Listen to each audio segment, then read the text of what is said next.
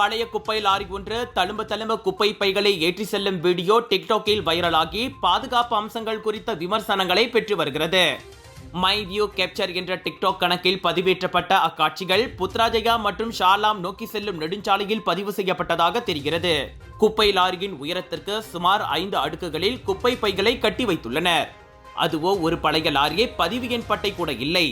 இந்நிலையில் இத்தனை உயரத்திற்கு குப்பை பைகளை கட்டி எடுத்துச் செல்லும் போது ஏதாவது அசம்பாவிதம் நேர்ந்தால் சாலையை பயன்படுத்தும் மற்றவர்களும் பாதிக்கப்பட மாட்டார்களா என வலைத்தளங்களில் கண்டனங்கள் குவிகின்றன.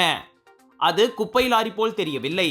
கூடுதல் வருமானத்திற்காக பழைய சாமான்களை விற்பதற்காக ஏற்றி செல்வது போல் உள்ளது என சிலர் சந்தேகம் எழுப்பினர். இதுபோன்ற அதிக பாரம் ஏற்றி செல்லும் லாரிகள் நெடுஞ்சாலைகளில் அடிக்கடி பயணிப்பது வாடிக்கையாகிவிட்டது.